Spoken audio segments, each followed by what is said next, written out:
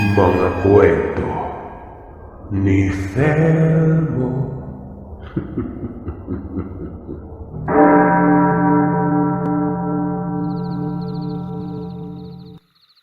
Ang kwentong ito ay isiniwalat ng ating tagabahagi na si Tadeo. Naglalaman ang kwentong ito ng mga hindi kaaya-ayang tagpo. Detalyado ang kwento at maraming magugulat. Revelasyon ito ng isang uri ng pamamaraan ng mambabarang at mangkukulam. Basta, partikular sa itim na aral o tinatawag nating kaliwa. Hindi mo aakalaing posible pala. Galing ito sa sender nating naging bihasa na ngayon. Nakasalukuyang nakatira sa Masbate. Dekada 70, sa isang maliit na nayon ng San Joaquin, Iloilo. Sa mga panahong ito, edad 11 pa lamang si Tadeo. Lumaki sa pangangalaga ng kanyang lola. Buhat ng ang nanay niya kasi ay nasa Cadiz, sa Negros kumbaga. At ayon kay Tadeo, nakapag-asawa ito ng iba. Habang ang tatay niya naman ay nasa ibang bansa noong mga panahon na yon. Wala na siyang balita dito dahil hindi naman nagpaparamdam. Sa isip-isip niya, baka may iba na rin kinakasama. Hindi naging maganda ang relasyon ng mga magulang kung kaya naman nagkahiwalay ito. Masaya naman kahit papano si Tadeo sa kamay ng kanyang lola. Tsaka hindi siya naging problemado noon, gawa ng may ikinabubuhay ang kanyang lola. May pensyon ito, at bukod pa diyan ay may tinatanggap din pera. Galing sa katas ng lupa na pinagtaniman ng mga saop noon. Bale, may malawak na lupain ng lola niya at may mga nangangalaga dito. Ang tawag nga sa mga ito, saop. Yun ang nagtatanim. Porsyento na lamang ang tinatanggap nila. Naaliw si Tadeo sa matanda. Mag-iliw kasi itong lola ng bata. Naitago na lamang natin sa pangalang Lola Pasha. Bukod pa diyan ay kwela at matalino pa. Regalo na lamang yung pagmamahal at pag-aaruga sa kanya. Kung tutuusin kasi, parang hindi niya ito lola. Bagko sa isang kaibigan. Hindi niya lubos mapagtanto noon na sa kabila ng pagiging ulirang lola. Albularya pala ito. Minsan niya na kasing nakitang may ginamot na isang sing-edad niya. Pero naisip niya baka hindi ito tanyag. Pero nagkakamali si Tadeo noon. Dahil ang Lola Pasha pala nito, ang pinakabihasa sa kanilang lugar noong mga panahon na yon. Ito ang nagiging tagapayo ng mga lokal na albularyo doon. Kung minsan pa, ang albularyo kapag hindi kinayang gamutin ng isang pasyente, dinadala sa kanila. Kung titingnan, parang inosente ang lola kong kumilos. Pero sa likod ng pagkatao nito, nakakubli doon ang isang banggiitan. Nung malaman ni Tadeo na bihasa ang lola, dito na siya nagtanong-tanong. Ang sabi ng bata, paano daw naging albularya si lola? Ang tugon naman sa kanya, mahabang istorya.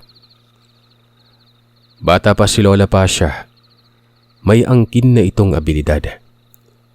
Tinatawag itong tahas, divina at virtudes, na hindi maiiwasang magkaroon siya dahil nga angkan na nila ang pagiging albularyo at albularya. Ang lehitimong manggagamot umano, hindi ang sarili ang nagpapasya. Sa halip ay kusa umano itong lilitaw sa sinumang nakatakda. Pero kadalasan doon lamang sa mga may dugong babaylan.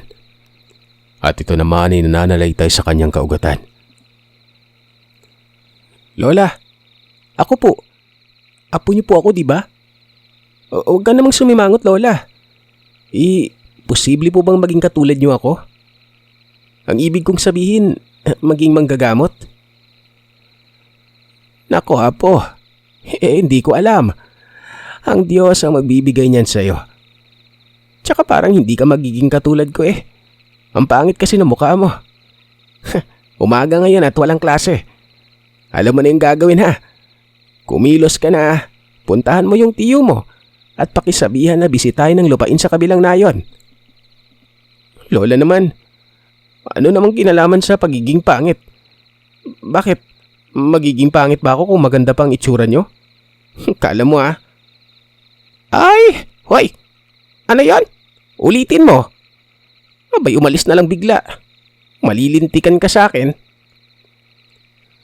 Ganito lagi ang maririnig sa bahay nila. Kulitan ng dalawa na parang talagang magbarkada. Medyo may kalakihan ng tahanan nila. Dalawang palapag na parang kupas na larawan. Sobrang luma na kasi at sa panahon pa umano ng mga banyaga na patayo yon.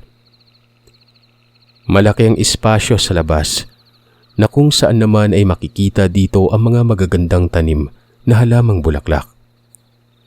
Para bang naging bakod na nila ang mga tanim na yon. Ayaw naman iparenovate ang bahay. Gawa ng nakatatak na umano dito ang kasaysayan. Hindi lamang ng mga nagdaang pangyayari, kung hindi pati na rin ang legasiya ng pamilya nila. Ilang distansya naman ay mga bahay ng kamag-anak nila. Kasama na dito ang kapatid ng tatay niyang sina Tio Arman at Tia Odette. Malalaki din ang mga bahay nito. Basta literal na may kayang ibuga. Kagaya ng lola niya, ang mga ito umano ay kwela din. Kaya naman hindi siya naiilang. Kahit pa man may sari-sarili ng pamilya. Kumbaga, kahit doon pa siya manatili sa bahay nito, ayos lang. Feel at home umano kay Tadeo.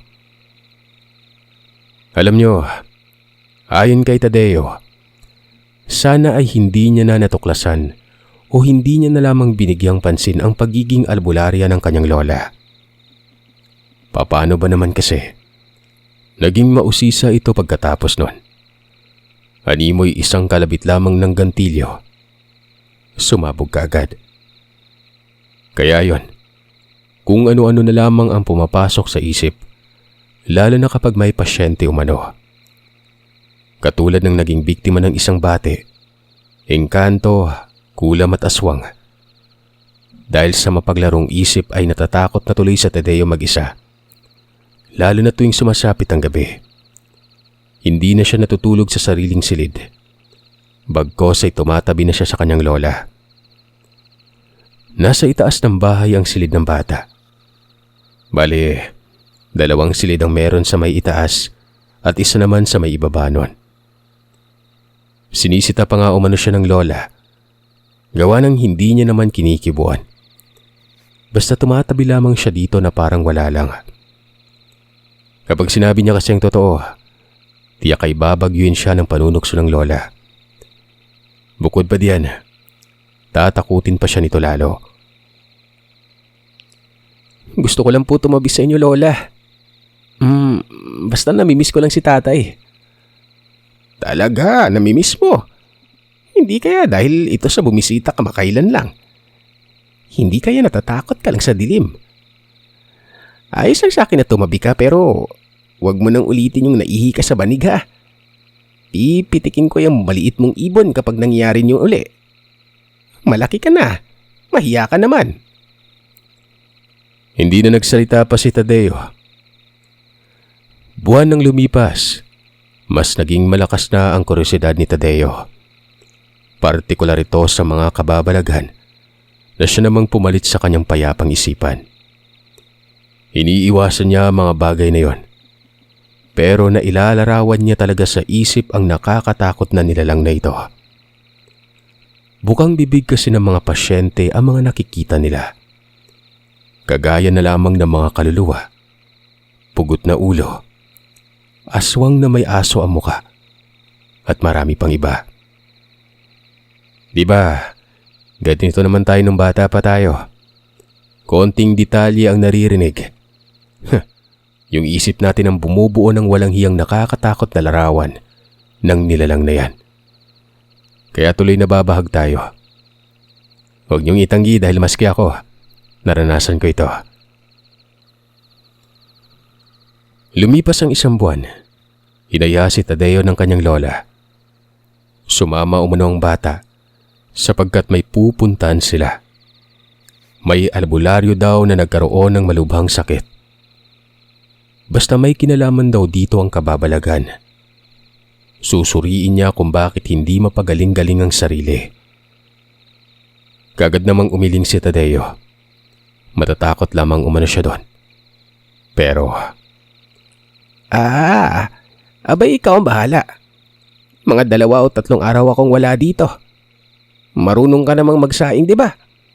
Tsaka, may mga kung ano-ano dyan, ikaw na yung mag-asikaso. Kapag gabi na, huwag mong kalimutang isarang pinto. Tsaka kung matutulog ka na, ipatayin mo ang ilaw ha. Sayang yung kuryente. Basta hayaan mo lang yung mga kumakalabog sa bubong. Mga aswang lang naman yan, napapadaan lang.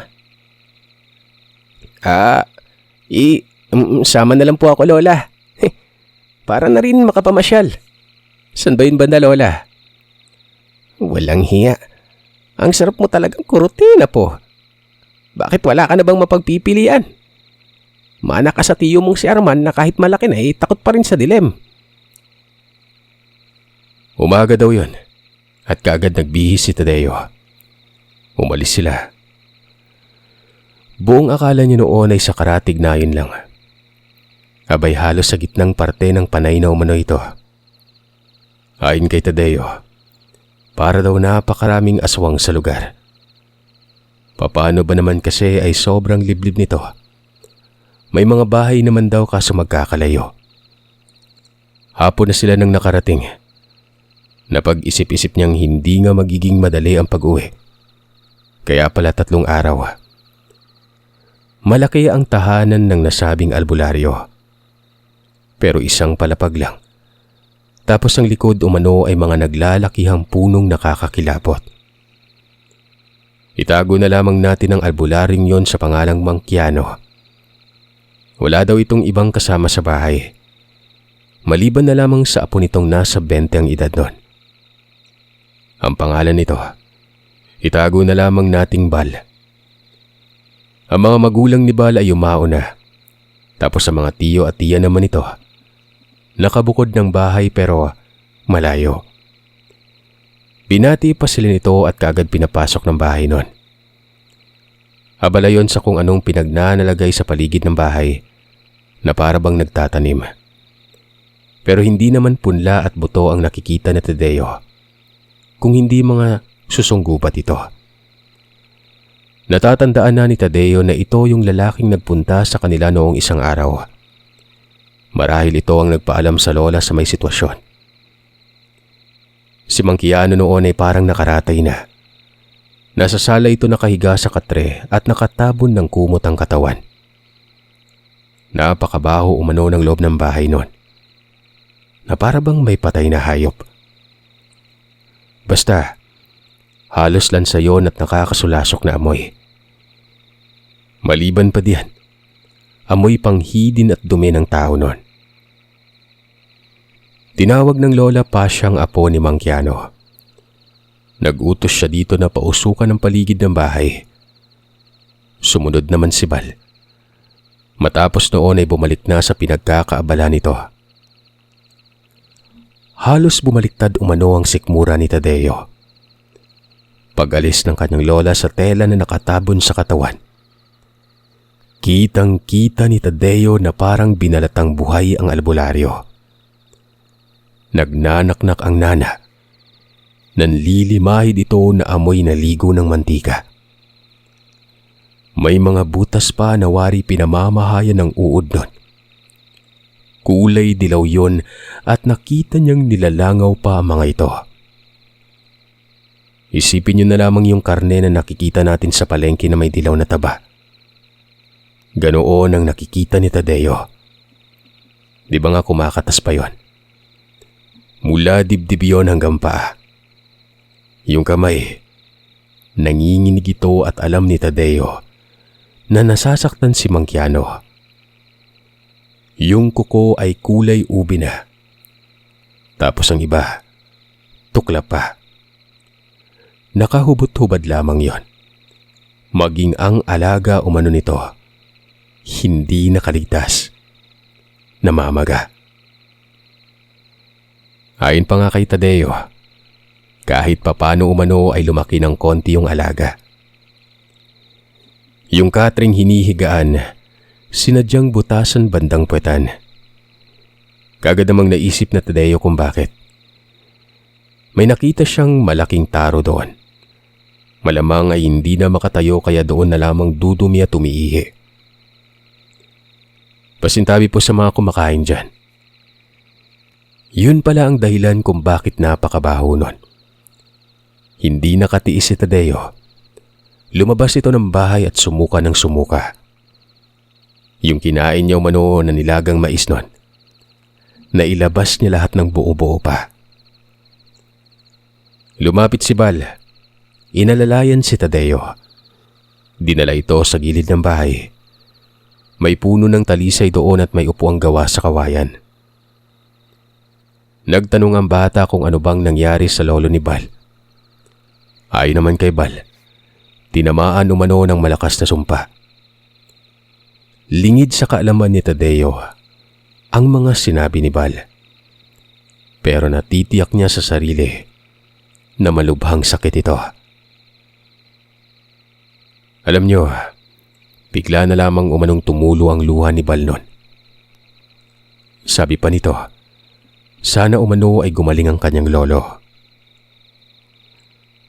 Sino naman kaya may gawa niyan, Kuya Bal? Tanong ni Tadeo habang pinupunasan ang bibig nito. Ang sabi naman ni Bal, isa umanong hukluban. Pero sa tingin niya ay aswang din ito. Ang hukluban ay walang alam si Tadeo. Pero ang salitang aswang, nang marinig niya yon ay nanlaki ang kanyang mga mata. Hindi na piniling siyasatin ni Tadeo kung ano ang ginagawa ng lola sa loob nun. Hindi talaga kaaya-aya ang masisilayan niya. Makalipas lamang ng ilang minuto, lumabas na si Lola Pasha. Kinausap daw nito si Bal. Narinig ito ni Tadeo at ang nagtatak sa isip niya ay ang linyadang, mapapagaling ko ang lolo mo kung napaaga ang pag-abiso mo sa akin. Sa ngayon, sinubukan kong kontrahin pero wala nang kasiguraduhang mabubuhay pa siya. Matapos marinig yun ni Bal, bigla na lamang umanong nagsisisigaw ito. Ang sabi niya, papatay niyang may kagagawan nun. Nagtanong naman ng Lola Pasha kung sino sa tingin nito ang salarin. Yung kaibigan ng tiyo ko. Walang ibang galit sa lolo ko kundi yun eh. Hindi ako sigurado pero ang sabi ng lolo, baka hukluban daw yun. Nanglalason daw yun ng mga albularyo para walang makahadlang sa kanya. Wika pa ni Bal. Sa pagpapatuloy pa ng pagsasalaysay nito, may pasyente umano ang lolo niya. 2 buwan na ang nakalipas nun. Ang sakit noon ay katulad sa kung anong sinapit ni Mangkiano. Sinubukang itawas ng albularyo na lamang hukluban ang may kagagawan at nararamdaman din ito na tila kakilala niya rin. Ginamot ni Mangkiano ang pasyente. Gumaling umano ito. Pero ilang araw lang ay nanghina umano si Mangkiano. Tapos ay may mga sugat na unti-unting lumilitaw sa katawan nun. Ilang araw lang daw mula noon ay naging katulad na ito ng sinapit ng pasyente. Parang totoo at may punto ka dyan, Bal. Hindi dinaan sa kulam dahil alam niyang hindi tatalab ito sa lolo mo. Sa halip ay gumamit ng isang tao. Binigyan ng sakit at lumipat ito sa lolo mo. Pagpapaliwanag ni Lola Pasha nun. Marahil ay kabisado na ng salarin ng kapabilidad ni Mangkiano. Kung may galit ito, hindi dinaan sa palipad hangin dahil hindi talaga makakapasok ang ulam at barang sa lugar ng isang albularyo. Kaya gumamit ng tao para makapasok at ilipat ang sumpa nun. Nilinaw ng lola ang lahat kung bakit nagkaganito at bakit nagkaganon. Hindi talaga gumaling yung pasyente kung hindi nagatid lamang yun ng sumpa sa lugar. At dahil nakalipat na, yun na ang pagkaalis ng sumpa doon sa pasyente na yon. Ang pamamaraang ito ay ginagawa sa sementeryo. Ang tinatawag na pagbulong sa patay. Napakahirap umano nitong alisin dahil ang ginawang tulay ay isang bangkay nun. Pagpantok at ginamit ang patay.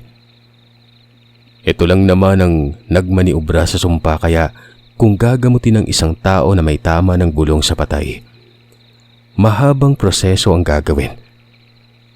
Katulad ng mga sinabi niya, dapat ay napaaga para magawa ng paraan. Gawa ng yung patay lang din ang gamot nito. Gaganti ng bulong doon para ibalik ang sumpa. Ngayong naghihingalo na si Mangkiano, ay tila ba suntok na lamang sa langit na kapag may nangyaring himala. Lahat ng pamamaraan para sa panggapos at pagpako ay hindi uubra. Tatama lamang yun sa bangkay at hindi diretsyo sa may salarin. Kung kokomprontay naman nila ito, malamang tatanggi yun at hihingi ng ebidensya. Kaya maituturing daw ang pamamarang itong na isa sa mga mahihirap na resolbahin at ang may kaya lamang gumawa ay yung may napakalalim na karunungan.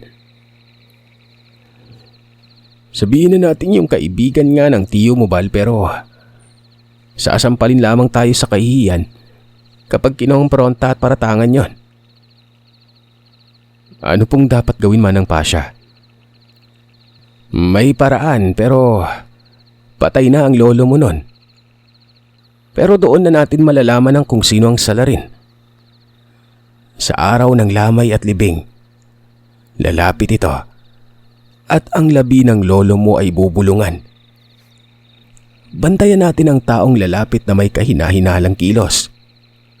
Wika ni Lola Pasha. Nang marinig ito ni Bal, nagtanong yon kung bakit naman bubulungan ang labi ng kanyang lolo. Nagulat si Bal, maging si Tadeo, kahit walang naiintindihan nun.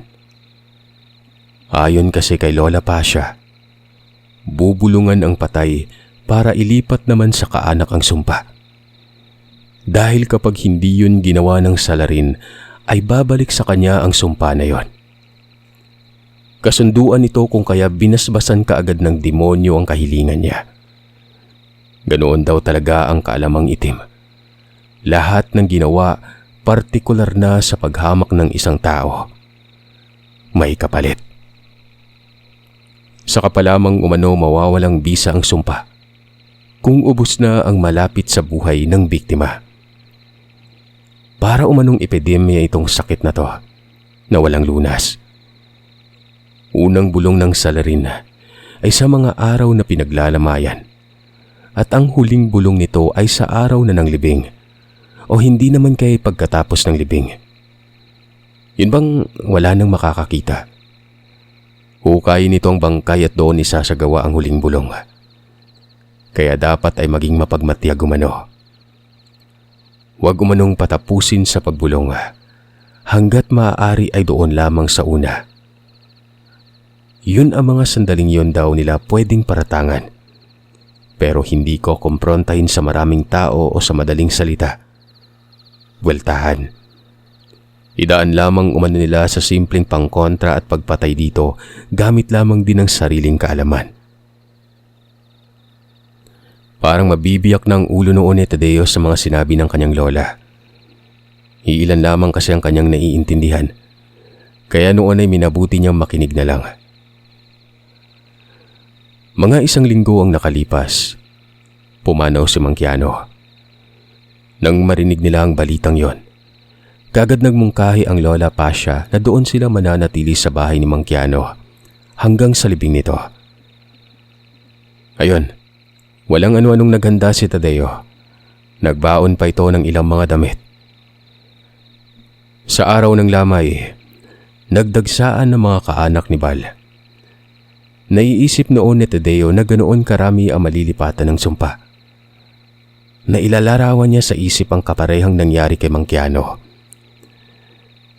May mangilan-ngilan din umanong mga albularyo ang mga dumating.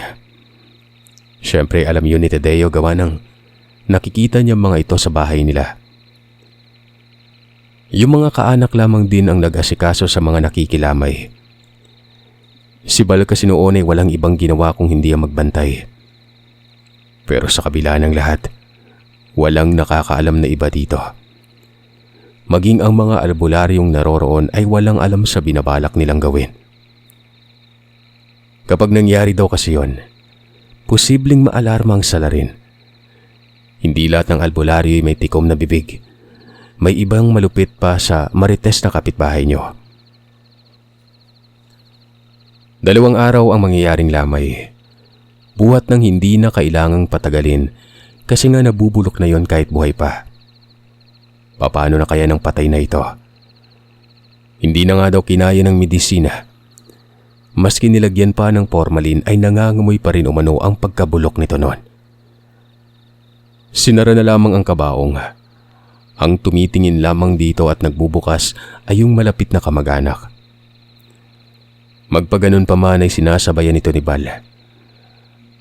Ayon kasi kay Lola Pasha, may tiyak na silang salarin pero hindi naman ibig sabihin nun na yun talaga ang punteriya nila. Kailangan lahat daw bigyan ng simpatya at walang dapat palalampasin nun. Sa unang araw ay walang namataang may kahina-hinalang kilos. Pero doon sa ikalawa, na ang kinabukasan na nito ay libing na. Sa gabing yon ay dumating umano ang kaibigan ng tiyo ni Bal. Itago na lamang natin ito sa pangalang Walter. Hindi naman matanda. Nasa hustong edad at may makisig na pangangatawan. Unang bungad pa lang, makikita na kaagad na may kakaiba sa taong yon. Napakatahimik at kung makatitig ito, parang galit. Kasama pang asawa at mantakin yung nakiramay pa ito sa pamilya nila. Hindi naman ito kinikibuan ni Bal. Nakatuon lamang ang atensyon niya sa maaaring mangyari noon. Palalim ng palalim ang gabing yon. Parami naman ng parami ang mga tao. Gawa ng bukas na kasyang libing. Pagkatapos pa nga daw ng misa, may nag-iinuman pa. Si Walter noon ay nakikisabay sa mga kaanak nila Bal sa toma. Bantay sarado nila ito. Si Lola Pasha noon ay kalmado lamang na nasa bungad ng kabaong. Bali, nasa pinakaharapan ito nakaupo at nagbabantay din. Ilang saglit lang, yung pamangkin ni Bal ay bigla na lang itong nakiusap na tingnan ng lolo niya. Doon ito sa mga tiya at tiyo ni Bal nagpaalam. Walang-wala lang naman daw yon. Total ay bata lang naman daw ito. Pero sa lahat ng kaanak nilang bata, yun lang umano ang naglakas loob na gustong tumingin sa labi nun. Pinapatong yun ng bangko. Binuksan ang kabaong. Akala pa nila noon ay mabilisang tingin lang, kaya isinara kaagad nila. Kaso nagreklamo daw ang bata. Huwag daw muna gawa ng titingnan pa niya ng matagal yon. Kaya ayun, hinayaan lamang ng mga mag-anak. Mga kalahating oras daw yon at sinita pa nga. Pero hindi nakikinig.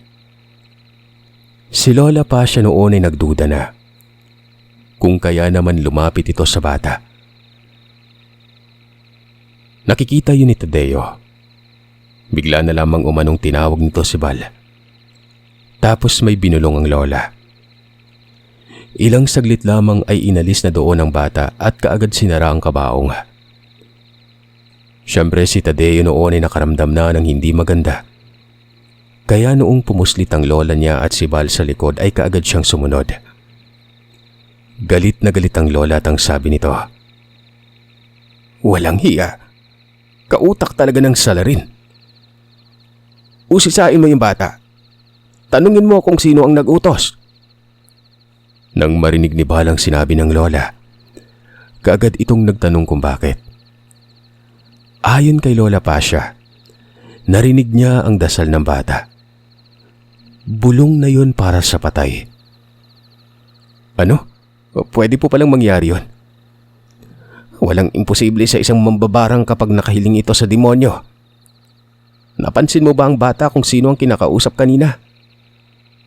Wala po eh. Hindi po. Sino bang mag-aakala nun? Ang sabi naman ng Lola Pasha, tapos na ang unang bulong at wala silang mapagbibintangan. Maraming bihasa doon sa lugar. Nakikilamay din at posibleng hindi daw si Walter ito. Dahil nakikita niyang wala naman daw kinakausap si Walter na bata. Tinatanggap lamang nito ang inaabot na tagay pero hindi nagsasalita nun. Gulong-gulo na ang isip noon ng lola. Maging ito ay hindi niya matukoy ang salarin. Si Bal naman ay kita sa mukha ang pagkabalisa. Habang si Tadeo, nang marinig na tapos na ang unang dasal, ang ibig sabihin lang ay nalalagay na sa peligro ang buong angka ni Bal. Ayon sa Lola Pasha, napakahirap umano kapag isiniwalat nila doon ang nangyari. Tiyak na magkakatulakan lahat ng may karunungan at posibleng mag-away. Mabuti sana kung ordinaryong tao lamang na hanggang suntukan. May mga kaalaman ng mga ito. Sadyang napakadelikado kumbaga. Nga pala, ang edad ng paslit na pamangkin ni Bal ay nasa 6 pa lamang. Lalaki at ang pangalan nito ay itago na lamang natin sa pangalang Ariel. Nagpapanggap lamang noon si Bal na parang wala lang.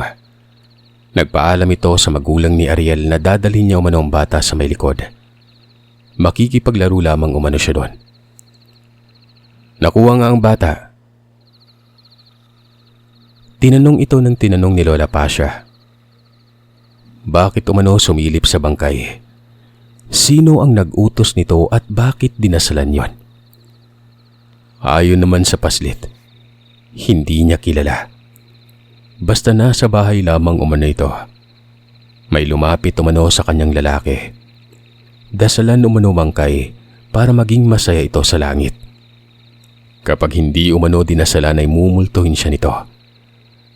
Tsaka wag umanong ipagsasabi sa magulang ang sinabi niya. Gawa ng magagalit umano multo. Sino ba namang hindi matatakot na bata doon, diba? Malamang sa malamang, kahit labag sa loob ay susundin yung sinabi ng tao. Dagdag pa ng paslit, binigyan siya ng dasal. 3 kombinasyon ito na kahit paslit ay kayang sambitin. Huwag niyo na lamang naisin pang marinig dahil alam niyo na, delikado talaga. Kaagad na pagtanto ni Lola Pasha na maaaring napaghandaan na ng salary ng lahat. Matagal nang planado ito. Kaya napakadali na lamang para sa kanya ang gawin ng hakbang na walang abala. Ang tanong ay sino yon? Napapabitaw na ng mabigat na salita si Lola Pasha.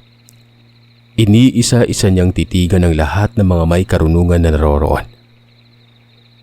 Nakikita ni Tadeo na parang gustong kausapin ni Lola ang mga ito, pero nagdadalawang isip lang. Sa totoo lang, maging kayo ang malagay sa ganoong sitwasyon. Ipagpalagay na lamang natin na bihasa kayo pero napakahirap talaga magparatang. May iilang mga albularyo ang naroroon. Pero hindi lahat ng naroroon ay mabubuting albularyo. May mga sutil din na ginagawang negosyo ng panggagamot. At may iba pa diyan na kayang-kaya rin umanong mambarang. Kaya kahit may salarin na sila, hindi pa rin yun masasabing pulido. Kahit pa man galit ito sa kanyang lolo, ay maaaring may iba pa. Alam nyo kasi, ang mga albularyo ay hindi maiiwasang may kalaban talaga. Minsan kaibigan mo pa at nagpapakitang tao lang. Wala na silang magagawa noon kung hindi ang antayin ng ikalawang bulong. Ang sabi ng lola kapag nabigo sila sa libing at hindi nila nahuli ito, dapat bantayan ng puntod mapaaraw man o gabi noon. Masasabi talaga natin na sobrang hirap noon. Tingin ko ay kinakailangan nila ng tulong sa ibang may karunungan pero nasabi na rin sa kwento na hindi talaga mapagkakatiwalaan ng iba. Totoo naman yon. Kaya siguro pinipili ng lola ni Tadeo na ilihim. Kasi nga kapag nagkamali sila, tiyak ay ubos lahat yon. Si Tadeo, alam kong ipit na ipit siya noon. Kahit sa murang edad na yon, napasabak na sa napakadelikadong sitwasyon. Kahit na hindi niya binabanggit sa kwento pero kung titingnan natin, talagang nasa alanganin din ito. Kasama na kasi siya sa plano. Tama nga't hindi na lamang dapat sana pinagtunan ng pansin ni Tadeo itong ganito. Pero alam niyo na, siya lang din naman ang nagpasya. Kumbaga, isiniksik niya ang sarili kaya nasabit na rin ito. Kinabukasan, kung gaano kahigpit si Bal noong lamay ay mas pinaantig pa ito. Nangunguna siya sa may parada at patungong simbahan. Pero ayon pa sa kanya ay sobrang hirap umano gawa ng kamag-anak niya yung bata. At syempre, ang huling titingin sa labi ay kamag-anak din. Kaya yun, naiisip na rin itong katapusan na nilang lahat. Hindi na siya nakapagtiis. Sa kabila ng abiso ni Lola Pasha, ay pinaalam niya sa kanyang kaanak ang sitwasyon. Yun lamang sa tingin niya ang mapagkakatiwalaan talaga. Naalerto umano mga ito at sa kabutihang palad ay nakipagtulungan. Tatlo ang mga yon. Ang isa ay kapatid ni Bal na babae habang ang dalawa naman ay tiyo at tiya niya. Hinaharangan nila noon ang mga tao na pilit lumalapit sa labi para makasilip, lalo na doon sa simbahan. Nakiusap na walang lalapit noon. Pinaintindi na hindi kaaya-aya ang labi kapag tignan sa ganoong itsura. Bigyan na lamang daw ito ng respeto. Si Lola Pasha, nalaman ang pagsisiwalat ni Bal. Sumang-ayon na lamang din ito dahil nakikita niyang porsigidong bantayan ng labi. Basta ang dinahilan lamang noon ay hindi talaga kaaya-aya tingnan. Noong patungo na sa sementeryo, nauuna silang lahat. Sila ang nakabuntot sa sasakyang forlorn. Ang pinoproblema na lamang nila noon ay sa huling hantungan. Pero nakapaghanda na ang napagsabihang kaanak ni Bal. Si Tadeo noon ay parang maiiyak na ipinagdarasal niya noon na sana mahuli ng salarin. Maging siya noon ay iniisa-isa niya ang mga tao. Sa murang edad niya na yon ay pasimple siyang lumalapit sa mga ito. Nagbabaka sakaling baka may umutos na lamang sa kanya bigla. Katulad na lamang doon sa ginawa na pamangkin ni Bal na si Ariel. Nang makabungad na ang kabaong sa puntod na paglalagyan, nagkasikuhan umano. Ang kapatid ni Bal na babae, mabibigat na mga salita, habang ang tiyo niya naman ay parang makikipagsuntukan na. Maliit lamang kasi ang espasyo, kaya nagsisiksikan ng lahat at dahil bitbit nilang tensyon noon ay maiging binantayan ng kabaong. Nagmungkahi pang tiyo ni Bal na wala nang titingin sa labi. Kung maaari ay diretso na ito santungan. Pero may ilang kaanak namang nagreklamo. Kaya ayon, nagkagulo. Mabuti na lamang at naawat nun. Parang anghel umano noon sa Tadeo. May katabi umano si Tadeo noon na isang lalaki. Matanda ito. Yun lamang ang namumukod tangi doon na tahimik. Panay sipat umano nito noon sa may baba. At buka ng buka ang bibig kahit wala namang salitang lumalabas. Magkakapatong ang mga puntod at nasa taas si Tadeo. Ilang saglit lamang umano. Yung matandang lalaki ay may tinapik itong isa pang tao. Kaanak yun ni Bal. Nagulat si Tadeo. Paglingon kasi nito, nakadilat ang mga mata na waribay dumaan sa paghihimnotismo. Binulungan ito noong tao at tumango naman daw yon. Ilang saglit lang, bigla na lamang umanong umiyak ang kaanak ni Labal na natapik nun. Nagmamakaawa ito na kahit sa huling sandali umano ay makita niya lang ang labi. Ayos na sa kanya. Gusto niyang makita ang labi nun. Dahil nga sa kurisidad ni Tadeo, kaagad niyang pinuntahan ng lola na sa kasalukuyan noong nasa baba. Sinabi niya dito na yung nag-iiyak daw ay parang inutusan lang. Tinuro ni Tadeo ang bumulong. Tumango lamang ang lola. Tinawag nito si Bala na ipasok na sa puntod ang kabaong. Pagkapasok umano ng kabaong sa puntod, nagmumura yung taong bumulong. Naglakad umano ito at pumuslit sa isang puntod, ilang distansya lamang ang layo. Sinundan kaagad ni Lola Pasha ito. Nakabuntot naman noon si Tadeo. Nagsindi daw ito ng itim na kandila sa gilid ng isang puntod. Kitang-kita nilang maglola yon. Minura ng lola at dinuro-duro ang mukha nito. Animal kang hayop ka? Uubusin mo ba sila? Anong kasalanan sa'yo ng pamilya ni Keanu? Matapos makapagsalita ni Lola Pasha, pinatay umano nito ang itim na kandila at dali-daling umalis nun. Sige, umalis ka. Ngayong alam ko na. Humanda ka sa akin. Lola, sino ba yun? Tanong naman ng bata matapos marinig ang pagsisisigaw ng lola niya. Ang sabi naman ng lola, ito daw ang matalik na kaibigan ni Mang Keanu. Ang pangalan nito ay itago na lamang nating Simo. Naging karibal ito sa asawa ni Mang Keanu noong kabataan pa. Bakit niya alam? Siyempre, itong si Mang Keanu ay dumudulog ito kay Lola Pasha. Isang beses ang dinulog nitong problema ay ang matalik niyang kaibigan na may karunungan din at minsan na silang nagbatuan ng tigalpo. Hindi pa gaanong matanda noon si Lola. Magsing-idaran lamang din si Lola Pasha at Mang Keanu. Gustong makilala ni Lola Pasha ito pero kasama si Mang Keanu para magkasundo umano ang dalawa. Kaya ayon, pumayag at sinamahan ni Mang Keanu ang lola. Doon ang nangyari, pakikipag-usap lamang sa bangayan. Naayos naman umano ito pero hindi niya inaasahan na malalim ang galit nitong si Simo. Matapos ngang malibing, sinabi kaagad kay Bal ang nangyari. Parang nabunutan ng tinik sa lalamunan si Bal. Ayon pa dito, alam niya kung saan nakatira ang kaibigan ng kanyang lolo. At kilala niya rin ito. Isa ding manggagamot at magaling sa pambabarang. Bukod pa diyan, meron umanong lahing hukluban yon. Akala niya pa si Walter. Gawa ng bali-balitang isang hukluban si Walter. Ang sabi naman ng lola, kung kilala ni Bal yun ay mas kilala niya ito.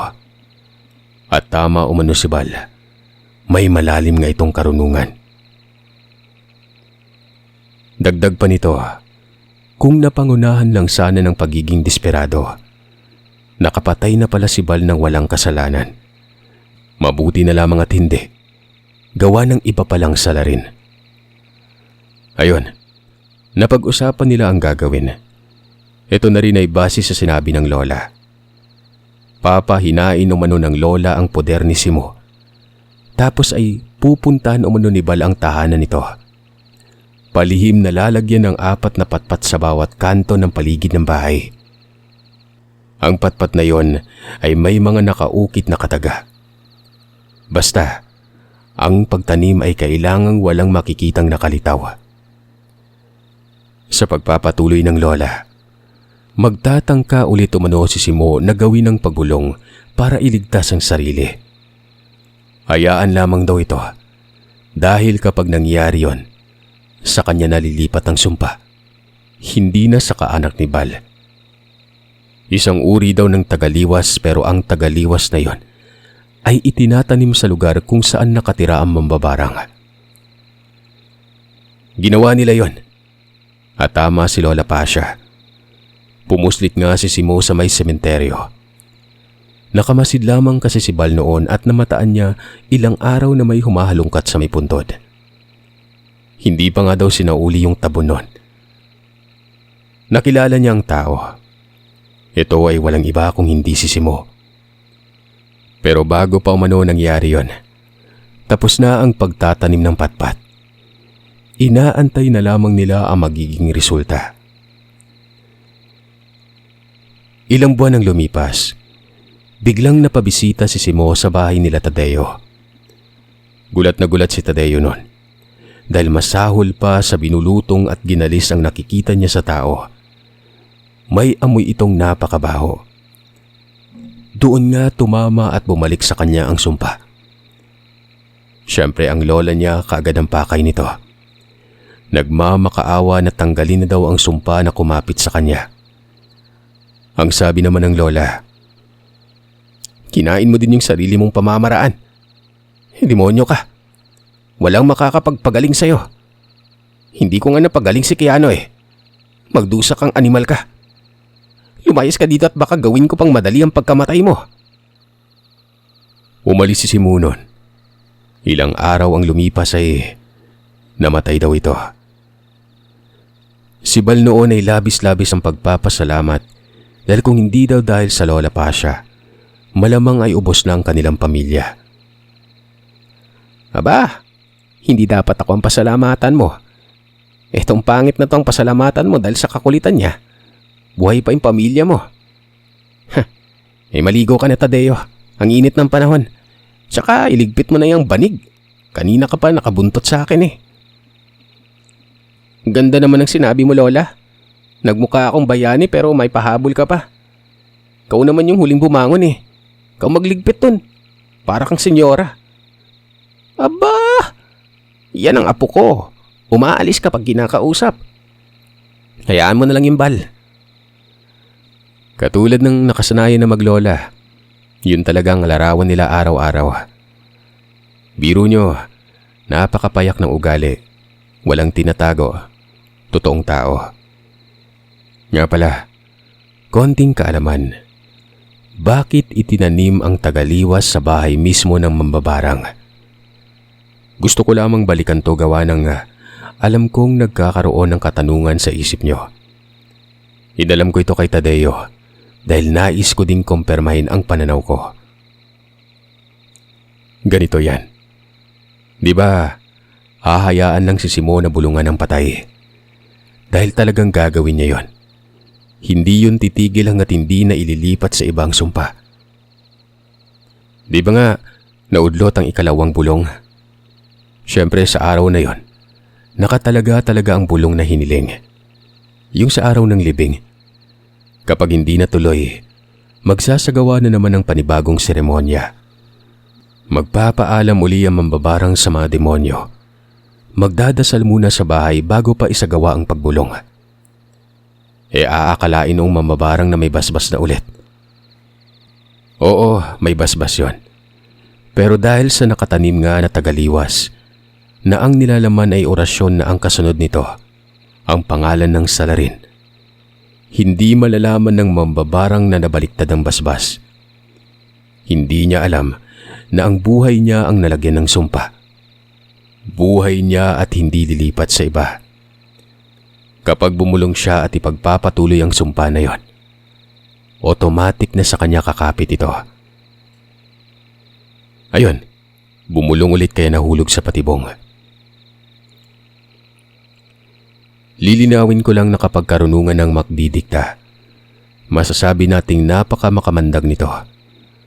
Walang imposible, basta may basbas lang. Pero yung basbas na yon, inalkontra o di kaya nilagyan ng harang. Doon naman tayo sa kung bakit papahinain ni Lola Pasha ang poder. Ito ay para tumalabang pagbaliktad ng sumpa.